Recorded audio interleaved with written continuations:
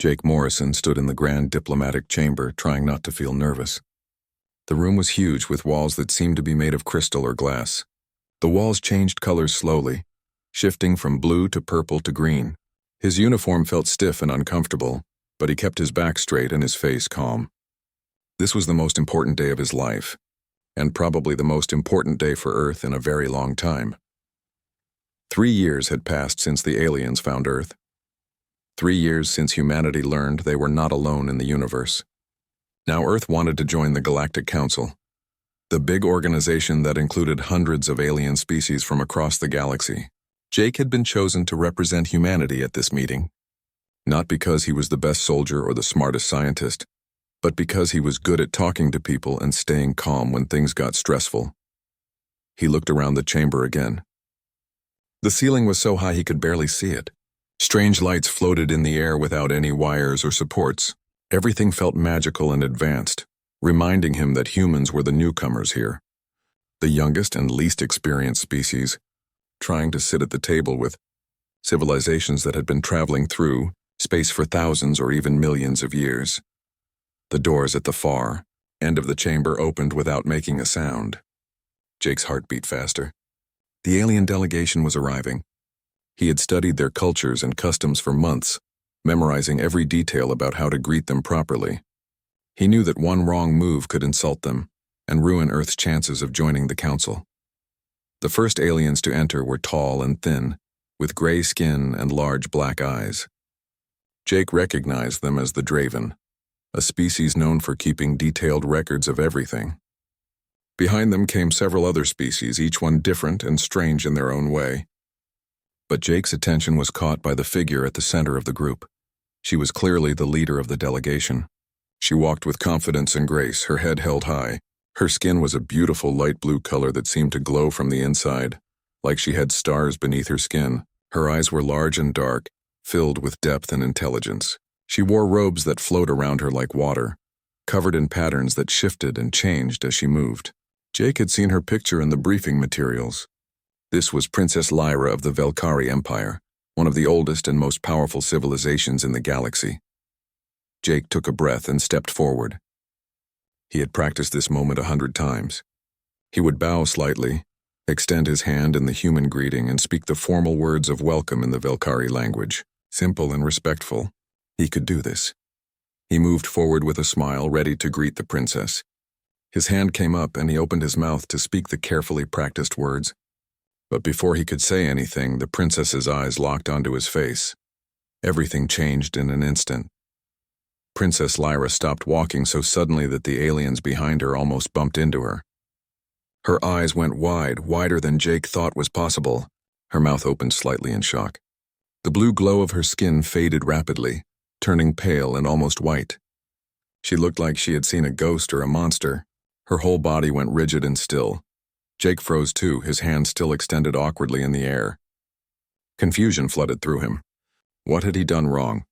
Had he already insulted her somehow just by looking at her? He quickly tried to remember everything he had learned about Velkari culture. Was there something about eye contact? About humans specifically? He couldn't think of anything that would explain this reaction. The aliens around the princess noticed immediately. Several of her attendants rushed forward, their faces showing concern and alarm. One of them, an older Velkari with darker blue skin, leaned close to the princess and whispered urgently in their language. Jake's translator device picked up the words, but they made no sense to him. "Your Highness, are you well? What is wrong?" The princess didn't answer right away. She continued to stare at Jake like he was something impossible, something that shouldn't exist. Her hands were shaking. Jake could see them trembling at her sides. This was clearly not a normal diplomatic reaction. This was real fear or shock or something else he couldn't identify. The other members of the Galactic Council delegation were whispering among themselves now. Jake could feel their eyes on him, could sense their confusion matching his own. This was going terribly wrong and he had no idea why. Finally, after what felt like an hour but was probably only 30 seconds, Princess Lyra seemed to pull herself together. She closed her eyes, took a deep breath, and when she opened them again, some of the color had returned to her skin. But Jake could still see the tension in her body, could still see the way her hands trembled slightly. "I apologize," the princess said. and her voice came out as barely more than a whisper. Her accent was musical and strange, but the translator made her words clear. Please proceed with the formalities. Jake didn't know what else to do, so he continued with the greeting as planned. He bowed slightly and extended his hand again. The princess looked at his hand for a long moment before slowly, carefully reaching out to touch it. The traditional human handshake felt awkward and wrong. Her hand was cold and she pulled away quickly as if touching him hurt her. The rest of the meeting was tense and uncomfortable. They went through all the formal procedures, with representatives from different species making speeches about Earth's application to join the council. Jake gave his prepared remarks about humanity's desire to learn from the older civilizations and contribute to the galactic community. Everyone was polite and proper, but Jake couldn't focus on any of it, because throughout the entire meeting he kept catching Princess Lyra staring at him. Every time he looked in her direction, her eyes were on him, and every time their gazes met, he saw that same expression on her face. Shock mixed with something else, something that looked almost like recognition, though that made no sense at all. How could an alien princess from a civilization millions of years old recognize a human she had never met before? The meeting finally ended after 2 hours. Jake's head was spinning with confusion and worry. As the delegations began to leave, he saw Princess Lyra lean close to one of her advisors and whisper something. The advisor looked surprised, then nodded and hurried over to Jake. Captain Morrison, the advisor said, bowing slightly, Princess Lyra requests a private audience with you tomorrow. Just you, with no other delegation members present. Will you accept? Jake's mind raced. A private meeting was highly unusual in diplomatic situations. Everything was supposed to be formal and witnessed by multiple parties. But how could he refuse? Earth needed the council's approval, and the princess was one of the most influential members. Of course, Jake said, keeping his voice steady. I would be honored. The advisor bowed again and returned to the princess. Jake watched as the Velkari delegation left the chamber. Just before she disappeared through the doors, Princess Lyra looked back at him one more time. The expression on her face was haunting. It was the look of someone who had seen something impossible, something that changed everything they thought they knew about the world. Jake stood alone in the chamber after everyone else had gone, his mind full of questions. What had just happened? Why had the princess reacted to him that way? What could a human possibly mean to an alien from a civilization so old that Earth's entire history was just a blink of an eye to them? He touched his face, looked at his hands as if he might find some answer written on his own skin. But he was just Jake Morrison, a captain from Earth who had grown up in Colorado, who had joined the space program because he wanted to explore the stars. There was nothing special about him, nothing that should cause such a dramatic reaction from an alien princess. But clearly, something about him meant something to her. Something important enough to break diplomatic protocol and request a private meeting. Something that had made her look at him like he was a ghost come back to life. Jake left the chamber and headed back to his quarters on the station. His second officer, Lisa Hayes, was waiting for him in the corridor. She had watched the meeting from the observation room and her face was full of concern. What happened in there? Lisa asked. I've never seen anything like that reaction. I have no idea, Jake admitted. But I'm going to find out tomorrow. The princess wants to meet with me privately. Lisa frowned. That's not normal procedure. Should I contact Earth Command? Not yet, Jake said. Let me talk to her first. Maybe there's a simple explanation. But as he lay in his quarters that night, unable to sleep, Jake knew there was nothing simple about this. Something strange and important was happening. Something that connected him to an alien princess across the vast gulf of space and species. And tomorrow he would finally learn what it was. The mystery hung over him like a weight. Whatever the truth was, he had a feeling it would change everything. Jake woke up early after a restless night filled with strange dreams he couldn't quite remember. He got dressed in a clean uniform and tried to eat breakfast, but his stomach was too nervous. The private meeting with Princess Lyra was scheduled for midday, and every hour that passed made him more anxious about what she would tell him. Lieutenant Amy Rodriguez knocked on his door at 9 in the morning. She was carrying her tablet and had the focused look she always got when she was working on a difficult problem.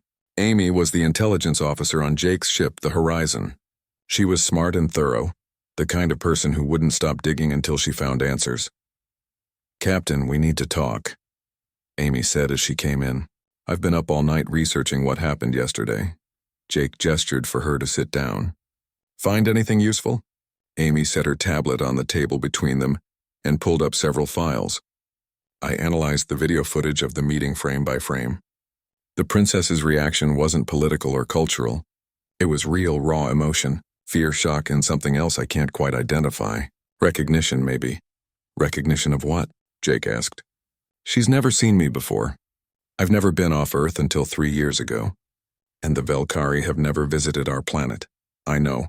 And that's what makes this so strange. Amy swiped through her files, showing images and text in various alien languages. I spent the night digging through everything we have on Velkari culture and history. Most of it is pretty standard diplomatic information, but there are gaps, big gaps. The Velkari are one of the oldest civilizations in the galaxy. Their recorded history goes back millions of years, but there are whole periods of time they don't talk about. Knowledge they keep secret even from their closest allies. Jake leaned forward to look at the tablet more closely. The files showed timelines with large blank sections marked as classified or unknown. What kind of secrets? That's the question, Amy said. But I did find some interesting patterns. About 8,000 years ago, there was a massive war. They call it the War of Scattered Stars. Details are scarce, but it was apparently devastating. Entire star systems were destroyed. Billions died, and after the war ended, the Velkari became much more isolated and secretive. You think this has something to do with that war? Jake asked. Maybe. Princess Lyra is old, Captain. Really old. The Velkari can live for tens of thousands of years. According to the records I found, she was alive during the War of Scattered Stars. She might have even fought in it. Amy pulled up another file. And there's something else. I found a reference to a Velkari prince who died in that war. Prince Kale. He was apparently someone very important, maybe even Princess Lyra's husband or partner. The records are vague, but they say his death was a turning point in the war. Jake felt a chill run down his spine. You think I look like this dead prince? I don't know. There are no pictures of him in any database we can access. The Velkari removed or classified all images of him after the war ended. Amy met his eyes seriously. But Captain, whatever the princess saw when she looked at you, it was powerful enough to break thousands of years of diplomatic training. That's not something small. They sat in silence for a moment, both thinking about the implications. Finally, Amy spoke again. There's one more thing. The princess didn't just request a meeting with you. She specifically asked that it be private, just you and her, with no witnesses or recording devices. And the Galactic Council approved it immediately, which almost never happens. They bent all their own rules to allow this meeting. Amy's expression was worried. Whatever is going on, the council knows about it. They're in on this somehow. Jake rubbed his face with his hands, feeling overwhelmed. So what do I do? Cancel the meeting? No, Amy said firmly. We need answers, and this might be our only chance to get them. But Captain, you need to be careful. The Velkari are powerful, ancient, and clearly keeping major secrets. Whatever you represent to the princess, it's important enough to change normal diplomatic procedure. After Amy left, Jake spent the next few hours trying to prepare for the meeting. He reviewed everything he knew about the Velkari, practiced staying calm and asking clear questions. But nothing could really prepare him for meeting an alien princess who had looked at him like he was someone she knew. Someone from her past who shouldn't be standing in front of her. The meeting was scheduled to take place in a small private chamber on the far side of the station. Jake walked there alone as requested.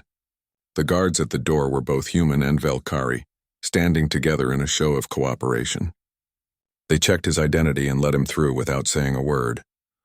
The room inside was smaller than Jake expected, almost intimate. Large windows showed the swirling colors of a nearby nebula, painting the room in shades of purple and blue. Princess Lyra was already there, standing by the windows with her back to the door. She was wearing simpler robes than yesterday, less formal and more personal. Her blue skin still glowed softly in the dim light. Captain Morrison, she said without turning around. Thank you for coming. Your Highness, Jake replied, not sure what else to say. I'm honored that you wanted to meet with me. She turned slowly to face him, and Jake saw that she looked tired. Her large eyes had dark circles under them, and her skin seemed paler than before. She had the look of someone who hadn't slept, who had spent the whole night thinking about difficult things. Please sit, she said, gesturing to 2 chairs near the window. We have much to discuss, and I'm not sure where to begin. They both sat down, and for a long moment neither of them spoke. Princess Lyra seemed to be struggling with how to start the conversation. Her hands twisted together in her lap, a nervous gesture that made her seem more human somehow, more relatable. "Captain, do you believe in souls?" she finally asked. "In consciousness that exists beyond the physical body?" Jake was surprised by the question. I don't know. I was raised to believe in something like that. But I've always been more focused on the physical world, on what I can see and touch. The Velkari have known for millions of years that consciousness is real and measurable," Lyra said. "We can detect it, study it, even track it across time in some cases. And we have discovered something that most other species don't know or don't believe. We call it the eternal cycle." She stood up and walked to the window, looking out at the stars. "We believe that consciousness, the essential core of who we are, doesn't die when the body dies. It continues, moving through time and space, sometimes being reborn in new forms, new bodies, even new species. Not everyone is reborn. Most consciousness fragments scatter and dissolve. But some, the strongest ones, remain intact and eventually find new vessels." Jake listened, trying to understand. "You're talking about reincarnation." "A crude word for it, but yes, essentially." Lyra turned back to face him, and her eyes were full of ancient pain. "Captain Morrison, when I saw you yesterday, I recognized you. Not your face, not your body, but something deeper. The essence of your consciousness, the core of who you are. I recognized it because I knew it before, long ago." Jake's heart was beating faster now. "Who did you know?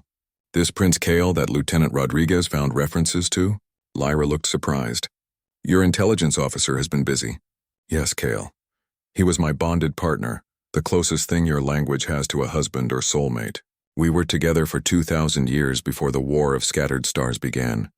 She moved to a panel on the wall and pressed some controls. A holographic image appeared in the center of the room, showing a Velkari male. He was tall and strong, with deep blue skin that glowed brighter than Lyra's. His eyes were kind but fierce, and he wore armor covered in symbols that Jake didn't recognize. "This was Prince Kale," Lyra said softly. "This was the person I loved more than anything in the universe. The person whose death nearly destroyed me and changed my entire civilization forever." Jake stared at the hologram, trying to see any resemblance to himself. But the alien prince looked nothing like him. They were completely different species, different in every possible way. "Your Highness, I don't understand. How could I be connected to him? I'm human. He was Velkari. I was born 28 years ago on Earth. He died 8,000 years ago in a war across the galaxy."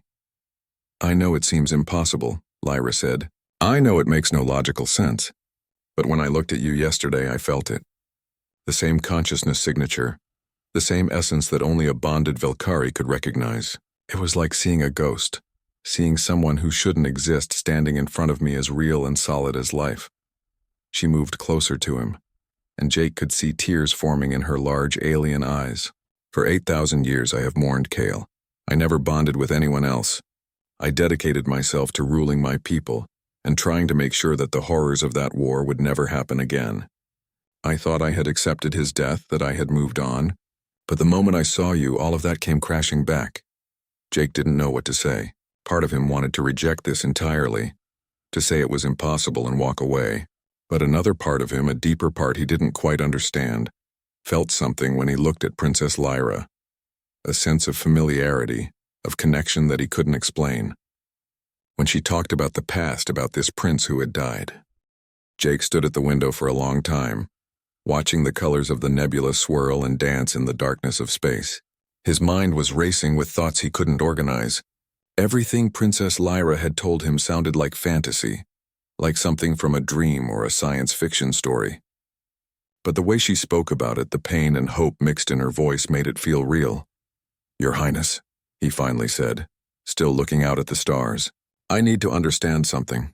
Even if I do carry some part of this prince's consciousness, what does that mean? Am I supposed to be him? Am I supposed to remember his life and act like him?" He turned to face her and saw that she was watching him with an expression of deep sadness. "I've been asking myself the same questions all night," Lyra said. "When I first saw you, my immediate reaction was joy mixed with shock. I thought perhaps fate was giving me back the person I had lost. But as I've had time to think about it, I've realized how unfair that would be." She stood and walked closer to him but kept a respectful distance. "You are Jake Morrison, captain of the Earthship Horizon. You have your own life, your own memories, your own personality. Even if some part of Kale exists within you, you are not him. You are your own person. To ask you to become Kyle would be to lose you, and that would be another tragedy. Jake felt something release in his chest, a tension he hadn't fully realized he was carrying. Thank you for saying that. I've been worried about what you might expect from me. I expect nothing, Lyra said softly, but I do hope you might help me understand what happened. Would you be willing to undergo some tests? They're not invasive or dangerous. We simply want to measure your consciousness signature and compare it to the records we have of Kale. Jake thought about it for a moment. He was curious now, despite his initial skepticism. If there was even a chance that something as impossible as soul reincarnation could be real, wouldn't it be worth investigating? What kind of tests? The Velkari have developed technology that can detect and measure consciousness patterns, Lyra explained. Every sentient being has a unique signature, like a fingerprint but at the level of the soul. These patterns remain consistent across lifetimes for those rare cases where reincarnation occurs. I have Kale's signature on record from when he was alive. If we scan you and compare the patterns, we'll know for certain whether there's a connection. And what if there is? Jake asked. What happens then? Then we have proof that consciousness can survive even the most extreme destruction and can cross the boundaries between species, Lyra said. It would be one of the most important scientific and philosophical discoveries in galactic history. But more personally, it would give me closure. It would mean that Kale didn't simply vanish into nothing. Some part of him survived and continued. Jake nodded slowly. All right, I'll do the tests. But I want Lieutenant Rodriguez there as an observer. I want someone from Earth to witness whatever happens. Of course, Lyra agreed. I want this to be transparent and verified. If we're going to make a claim this extraordinary, we need to be absolutely certain. They arranged for the test to take place the next day in one of the station's medical laboratories. Princess Lyra provided Jake with information about the Velkari consciousness scanning technology, so he and Amy could review it beforehand. That evening, Jake sat in his quarters with Amy and his second officer, Lisa Hayes, going over the technical specifications. This is actually pretty solid science, Amy said, studying the data on her tablet. The Velkari have been measuring consciousness for millions of years. Their equipment is far more advanced than anything we have on Earth. If there's a connection, this scan will find it. Lisa looked worried. But what if there is a connection? What does that mean for Jake? For Earth? This could get very complicated very quickly. One step at a time, Jake said. First we find out if there's really anything to this. Then we deal with the consequences. But lying in bed that night, Jake couldn't stop thinking about the implications. If the test proved that he carried part of an alien prince's consciousness, how would that change things? Would Earth's application to the Council be affected? Would people see him differently? Would he see himself differently? He also couldn't stop thinking about Princess Lyra and the pain he had seen in her eyes when she talked about Prince Kale. 8,000 years of mourning, 8,000 years of carrying that loss. The human mind couldn't even comprehend that length of time. How did you survive that kind of grief without it destroying you? The next morning, Jake, Amy, and Lisa went to the medical laboratory where the test would be conducted. The room was large and filled with equipment that looked like a mix of technology and art. Crystal structures grew from the floor and ceiling, pulsing with soft light. Holographic displays floated in the air, showing complex patterns and data that Jake couldn't begin to understand. Princess Lyra was already there, along with several Velkari scientists and technicians. Also present were representatives from the Galactic Council, there to witness and verify the results. This wasn't just a private matter anymore. Word had spread about what they were investigating, and now the entire galaxy seemed to be watching. Captain Morrison, one of the Velkari scientists said, bowing slightly, "Please stand in the center of the scanning field." Jake walked to where she indicated, a circular platform surrounded by the crystal structures. The scientist explained that the scan would take about an hour, and that Jake might feel some strange sensations, but nothing painful. He just needed to stay calm and try to keep his mind clear. The scan began with the crystals starting to glow brighter. Jake felt a tingling sensation across his skin, like gentle electricity. Then he felt something deeper, something that seemed to touch not his body but something inside it, something he had never been aware of before. It was strange and a little frightening, but also fascinating. Colors swirled around him, visible even with his eyes closed. He felt waves of emotion that seemed to come from nowhere. Flashes of images passed through his mind. He saw battles in space, saw alien worlds he had never visited, felt emotions attached to people he had never met. It was disorienting and overwhelming. After what felt like both minutes and hours, the scan ended. The glowing crystals dimmed and Jake opened his eyes to find himself breathing hard, covered in sweat. Amy rushed forward to steady him as he stepped off the platform. "Are you okay?" she asked. "Yeah, I think so," Jake said. That was intense. The Velkari scientists were already analyzing the data, their faces serious and focused. Princess Lyra stood to the side, her hands clasped together tightly, her expression anxious. The whole room was silent except for the soft humming of equipment and the occasional beep of computers processing information. Finally, after several long minutes, the lead scientist turned to face the group. Her expression was one of shock and wonder. "The results are conclusive," she said, her voice shaking slightly. "Captain Morrison's consciousness signature matches the archived pattern of Prince Kale with 97% accuracy." The room erupted in gasps and whispered conversations. The council representatives looked stunned. Amy's mouth fell open in disbelief. Lisa grabbed Jake's arm tightly, as if to make sure he was still there and still real. But Jake's attention was on Princess Lyra. She had tears running down her face, and her glowing skin was pulsing with light in a way he hadn't seen before. She moved forward, and the scientist stepped aside to let her look at the holographic display showing the consciousness patterns.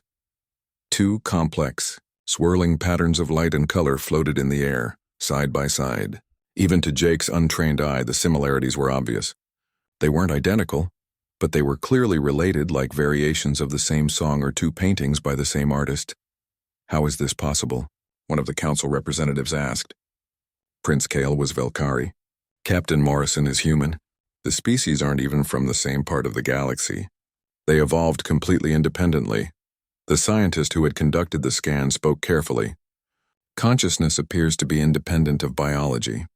While it needs a physical vessel to manifest, the essence itself can apparently transfer between species under certain conditions. This is the first time we've seen it happen across such a vast genetic gulf, but the evidence is undeniable." "The weapon," Princess Lyra said quietly. Everyone turned to look at her. The consciousness-destroying weapon that Kale sacrificed himself to stop. It must have done this. It must have fragmented his consciousness and scattered the pieces across space and time. One of those pieces eventually found its way to Earth and became part of Captain Morrison. "But that happened 8,000 years ago," Amy pointed out. "Earth barely had agriculture 8,000 years ago. How could a piece of alien consciousness wait that long and then find its way into a human baby?" "Consciousness exists outside of normal space and time," the scientist explained. "From its perspective, 8,000 years might be an instant or an eternity. We don't fully understand the mechanisms, but clearly it's possible." The council representatives began discussing what this meant in low voices.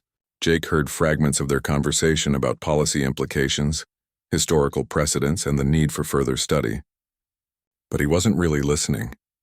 He was too focused on trying to process The news of Jake's connection to Prince Kale spread across the galaxy faster than light. Within a week, every major civilization knew about the human captain who carried the consciousness of a legendary Velkari prince. The response was mixed and complicated. Some species saw it as proof of the eternal cycle and celebrated the discovery as a spiritual awakening. Others viewed it with skepticism, demanding more tests and more proof. A few saw it as a political opportunity, suggesting that Jake should have some claim to Velkari leadership, or that Earth deserved special status because of this connection. Jake hated the attention. He had signed up to be a diplomat and a captain, not a religious figure or a political pawn. He spent more and more time in Princess Lyra's private chambers, which became a refuge from the constant demands and questions from others. "I'm sorry," Lyra said one evening as they sat together watching the stars. "I never intended for this to become such a spectacle. I should have kept it private." "It's not your fault," Jake said. "Something this big was always going to get out. I just wish people would remember that I'm still just me. I'm not this ancient prince they keep talking about." "But you are connected to him," Lyra said gently. "That's not something you can ignore or escape. The question is how you choose to deal with that connection." Jake had been thinking about that a lot. At first, he had tried to push the whole thing away to pretend it didn't matter. But the more time he spent with Lyra, the more he learned about Kale, the more he felt drawn into the mystery of it all. There were moments when she would tell him a story, and he would feel an emotional response that seemed too strong for someone hearing about a stranger. There were times when he looked at star charts of the old war zones and felt a sense of recognition he couldn't explain.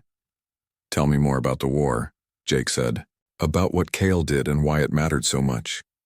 Lyra was quiet for a moment, gathering her thoughts. The War of Scattered Stars was unlike any conflict before or since. Our enemy wasn't trying to conquer territory or steal resources. They wanted to destroy consciousness itself, to reduce the universe to empty matter without thought or feeling. We never fully understood why. Perhaps they saw consciousness as a disease or a corruption of pure physical reality. She pulled up holographic displays showing images of the war. Jake saw massive fleets of ships engaging in battles that spanned entire star systems. He saw planets being destroyed, stars going dark, whole regions of space turning into lifeless voids. The war lasted for 300 years, Lyra continued. Millions of Velkari died.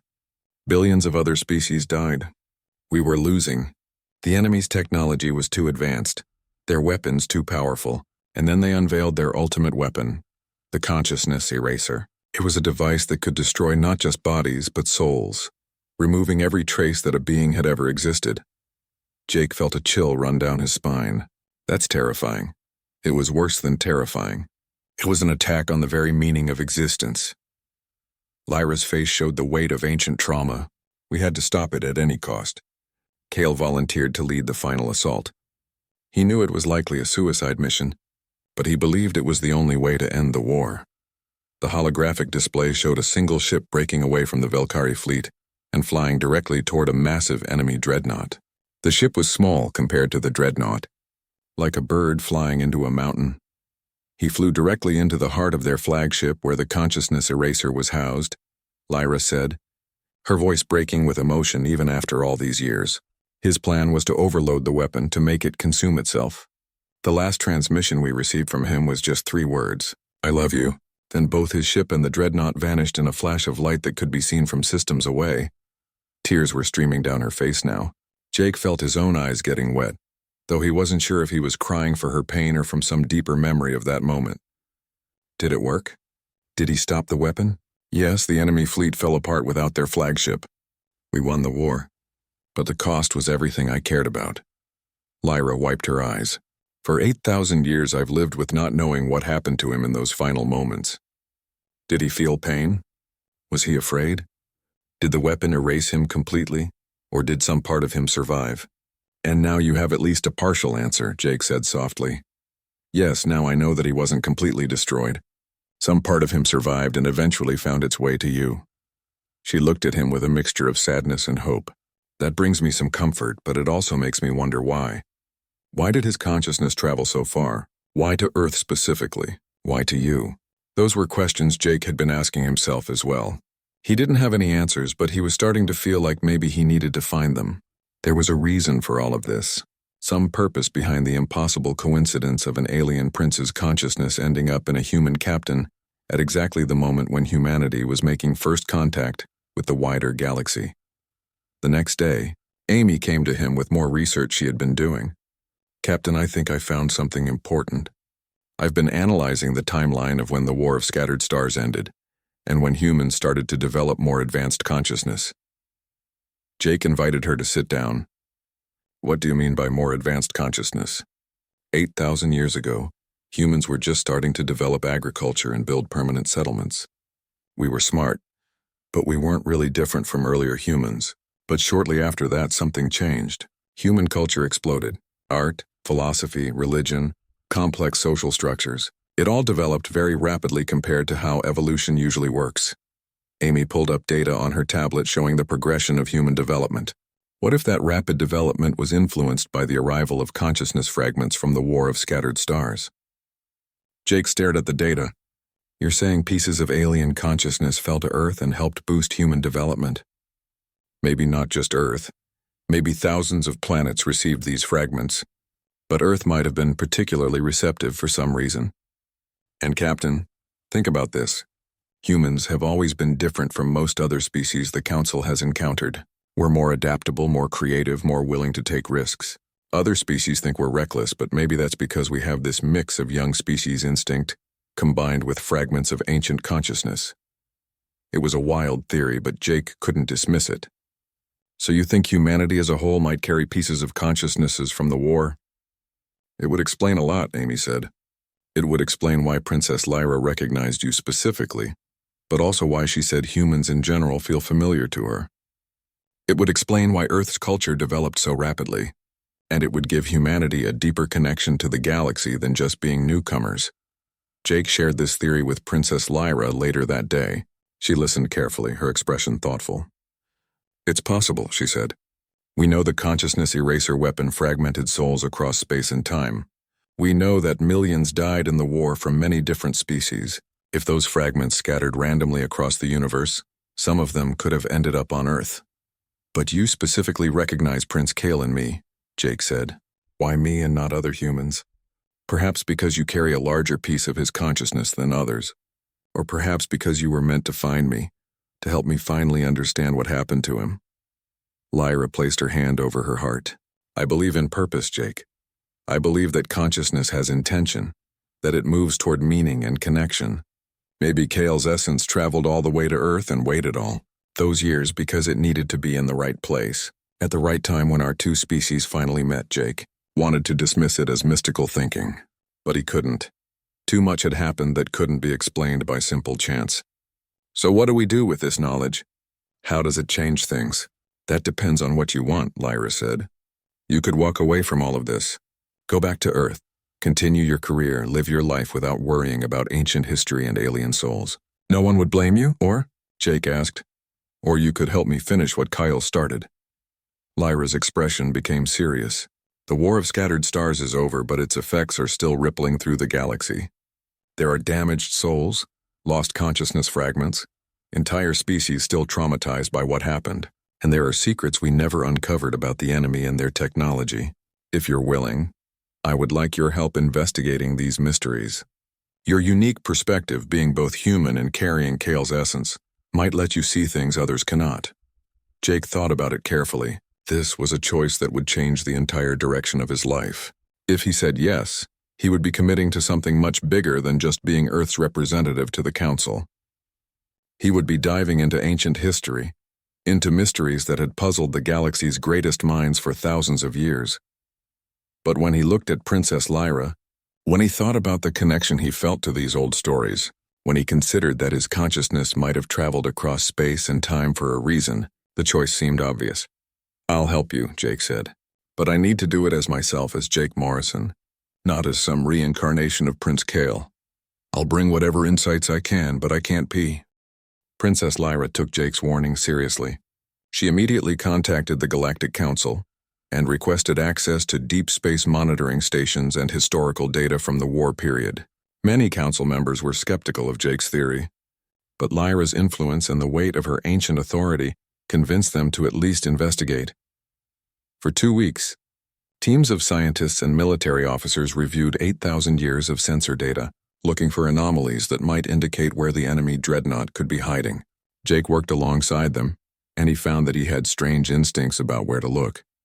When he saw star charts of areas damaged during the war, certain regions seemed to pull at his attention, as if something in his consciousness recognized them. Here, Jake said one day, pointing to a section of space on the holographic display, the Vortex Expanse. This area has been listed as unstable and dangerous since the end of the war. Ships that enter it sometimes experience strange temporal effects or simply disappear. Everyone assumes it's just residual damage from the weapons used during the war. Amy was working with him that day, and she pulled up the detailed records for that region. The Vortex Expanse was the site of 3 major battles. Massive amounts of consciousness-disrupting energy were released there. The fabric of space-time is still damaged. Most species avoid it entirely, which makes it the perfect place to hide something you don't want found, Jake said. If the dreadnought was caught in some kind of temporal loop or dimensional displacement when Kale's attack hit it, it could be trapped in that unstable region. Hidden not by distance, but by being out of phase with normal reality. Lisa Hayes joined their conversation, looking worried. Even if you're right, how would we find it? We can't send ships into the vortex expanse without risking the same fate as everything else that went in there. And our sensors don't work properly in that kind of distorted space. We need someone who can navigate consciousness directly, Jake said, the idea forming even as he spoke.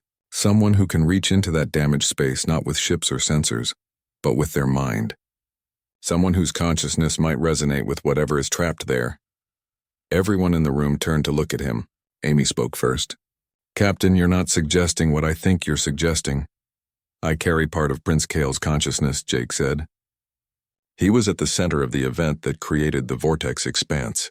If anyone can make a connection to whatever is hidden there, it's me.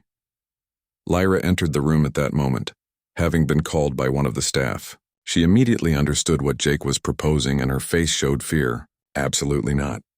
The risk is too great. We don't fully understand how consciousness projection works, especially not into damaged space-time. You could lose yourself, fragment your mind the same way the weapon fragmented souls during the war. But you have technology for this, don't you? Jake pressed.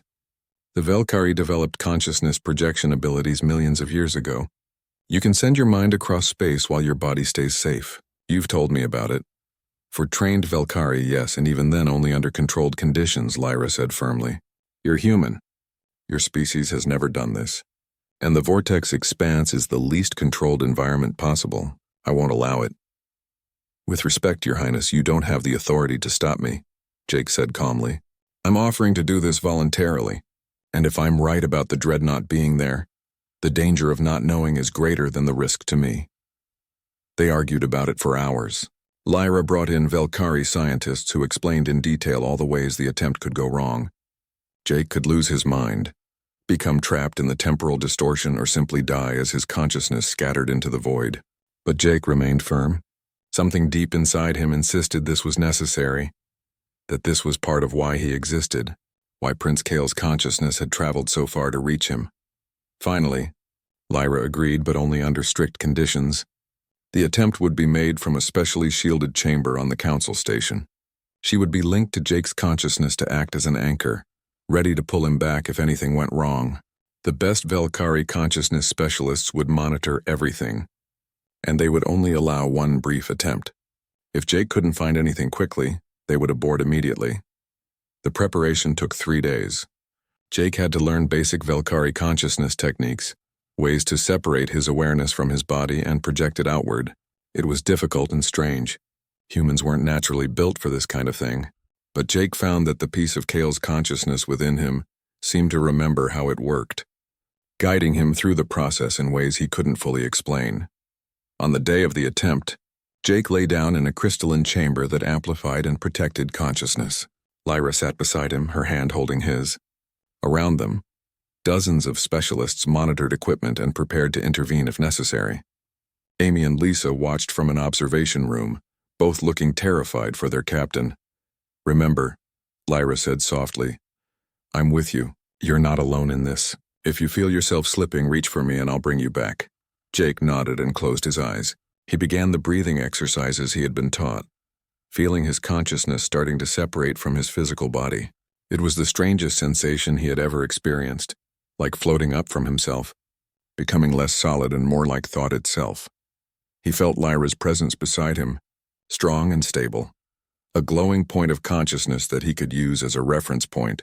With her as his anchor, Jake pushed his awareness outward, toward the vortex expanse that was thousands of light years away in physical space, but somehow accessible through consciousness. The journey was instantaneous and eternal. Jake felt himself moving through layers of reality, passing through space that was damaged and broken from ancient weapons. He could feel the scars of the war, echoes of millions of deaths, fragments of consciousness that had never fully dispersed. It was overwhelming and sad, a graveyard of souls stretched across the stars. Then he reached the vortex expanse itself, and everything became chaos. Time moved in multiple directions at once. Space folded back on itself. Past and future existed simultaneously. Jake felt his sense of self starting to fragment, felt pieces of his consciousness being pulled in different directions by the broken physics of the region. He reached for Lyra's presence and felt her strengthen her connection to him, holding him together. With her support, he was able to maintain his coherence and push deeper into the expanse. searching for what he somehow knew was there. And then he found it. The enemy dreadnought existed in a bubble of frozen time, caught in a moment that never ended. Jake could see it with his consciousness even though it was invisible to normal sensors. It was massive, dark, and terrible. And it was not dead. The consciousness eraser weapon at its heart was still active, still pulsing with that awful destructive energy. Trapped in a loop of trying to activate but never quite succeeding. But the loop was degrading. Jake could sense it. Whatever force had held the dreadnought in this temporal prison for 8,000 years was weakening. Eventually, maybe in days or maybe in years, the bubble would collapse. The dreadnought would return to normal space-time, and the weapon would complete its activation sequence. Jake tried to gather more information, to understand exactly when the collapse would happen and where the dreadnought would reappear. But the effort of maintaining his consciousness in this broken space was too much. He felt himself starting to slip, his sense of self blurring at the edges. Lyra's presence surged stronger. He felt her pulling him back, reeling him in like a rope pulling a drowning person from water. Jake stopped fighting and let her guide him, trusting her to lead him home. The journey back through damaged space seemed to take longer, but finally he felt himself sinking back into his body, felt physical sensation returning, heard the voices of people around him. He opened his eyes and found himself still in the crystal chamber. Lyra was leaning over him, tears on her face, her hand gripping his so tightly it hurt. "You're back," she whispered. "Thank the eternal stars, you're back." Jake tried to sit up, but his body felt weak and distant, like it didn't quite fit right anymore. Amy rushed in from the observation room and helped support him. "Captain, are you all right? You were gone for almost an hour. We nearly aborted 3 times, but Her Highness insisted you were still connected." "I found it," Jake said, his voice hoarse. "The dreadnought is there, exactly where I thought. It's trapped in a temporal loop, but the loop is failing. When it collapses, the ship will reappear in normal space and the weapon will activate." The room erupted in urgent conversations as specialists began confirming Jake's findings with enhanced scans now that they knew exactly where to look. Princess Lyra helped Jake sit up fully, checking him over with worry clear in her eyes. "You were fragmenting," she said quietly. "I could feel it. Another few seconds and you might have been lost, scattered like the others. But you held me together," Jake said. "You kept me from breaking apart." "We kept each other together," Lyra corrected. "Your human stubbornness gave you strength I've rarely seen. And Kale's essence gave you the knowledge to navigate that broken space. You were right, Jake. You were the only one who could have done this." Over the next hours, as Jake recov, the Galactic Council chamber exploded with arguments and objections.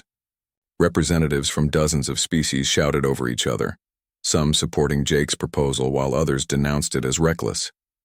The human delegation looked horrified.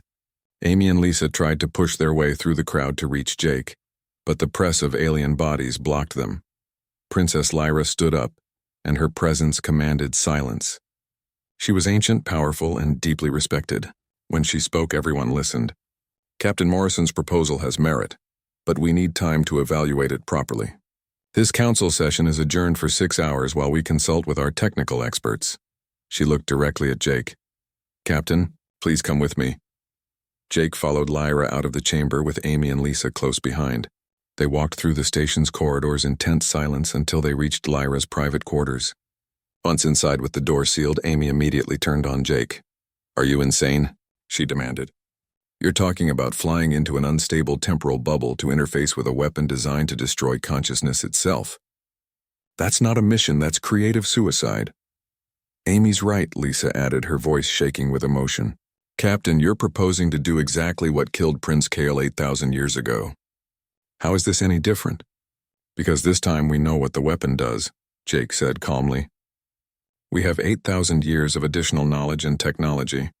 And because I carry Kale's consciousness pattern, which was created through direct exposure to the weapon, I'm already partially attuned to its frequency.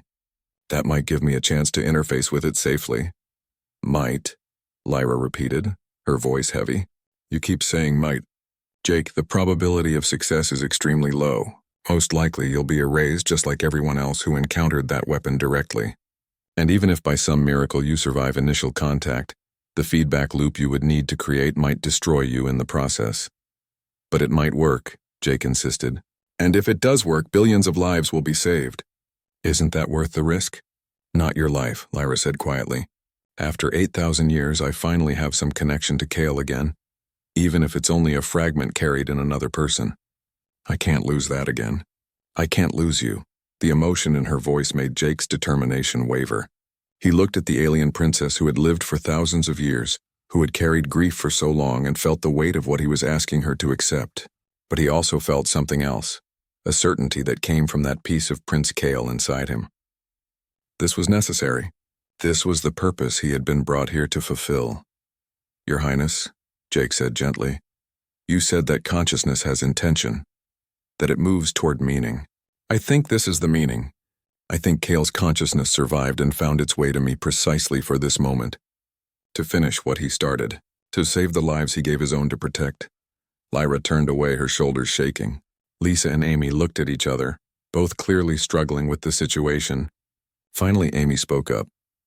If the captain is determined to do this, then we need to make sure he has the best possible chance of success. Princess Lyra, you said the Valkyrie have 8,000 years of additional knowledge. What have you learned about the consciousness eraser weapon since the war? Lyra wiped her eyes and turned back to face them, pulling herself together. We've learned that it works by finding the resonant frequency of a consciousness and then generating a destructive interference pattern. It's like how sound waves can cancel each other out. The weapon creates an anti-consciousness pattern that erases the original. But Jake's consciousness already has a pattern that was exposed to the weapon, Lisa said, starting to understand. It's like he's been vaccinated in a way. His consciousness has already adapted to survive partial exposure. Partially, Lyra emphasized. Kale was fragmented, not erased completely. That fragmentation is what created the resistance pattern, but Jake would be exposing himself to the full power of the weapon, not just the edges of its effect. There's no guarantee the partial resistance would be enough. Over the next several hours, they worked with Valkyrie scientists and engineers to develop a plan. The key was that Jake wouldn't be facing the weapon alone. They would use the same kind of consciousness linking that had been developed for Jake's projection into the vortex expanse, but on a much larger scale. The weapon is designed to erase individual consciousnesses, one of the scientists explained. But what if Jake wasn't just one consciousness? What if he was linked to hundreds or thousands of others, creating a unified field too complex for the weapon to analyze and counter? A network of minds, Amy said, nodding. Instead of one target, the weapon would face a constantly shifting pattern it couldn't lock onto. Exactly. And if Jake is at the center of that network, carrying the resistance pattern from Kale's consciousness, he might be able to survive long enough to create the feedback loop that destroys the weapon. It was still incredibly dangerous, but it was a plan with at least some chance of success. The question was whether they could find enough volunteers willing to link their consciousness with Jake's and potentially risk their own minds in the process. The answer came faster than anyone expected. When the plan was announced to the council and a call went out for volunteers, thousands responded within hours. Valkyrie warriors who had fought in the original war, scientists from dozens of species who wanted to contribute, young recruits who saw this as their chance to be part of history, and most surprisingly to Jake, hundreds of humans. Earth has sent every available ship to the station, Amy reported. Every human in the fleet has volunteered to be part of the consciousness network. They're saying if you're willing to risk yourself to save aliens you just met, they're willing to risk themselves for you. Jake felt overwhelmed by the response. He had expected to face this mostly alone, but instead he found himself at the center of an unprecedented cooperation between species. Humans and Valkyrie, the youngest and one of the oldest civilizations, working together with dozens of others to stop a threat that transcended all of them. Princess Lyra announced that she would be Jake's primary anchor in the network, the one who would maintain the strongest connection to him and could pull him back if necessary. Despite all the other volunteers, having her as his anchor felt right to Jake. She had held him together during his projection into the vortex expanse. He trusted her to do it again. The preparation took the full 2 weeks before the temporal bubble was predicted to collapse. Ships from across the galaxy gathered near the vortex expanse, but at a safe distance. Jake's ship, the Horizon, would be the lead vessel in the small fleet that would enter the bubble just as it collapsed, allowing them to reach the dreadnought in the brief moment before the weapon activated. On the final day before the mission, Jake spent time with each of his crew members, thanking them and making sure they understood the risks. He wrote letters to his family on Earth, trying to explain what he was about to do and why it mattered. He met with representatives from different species, learning about the people he was trying to save, putting faces to the billions of lives at stake.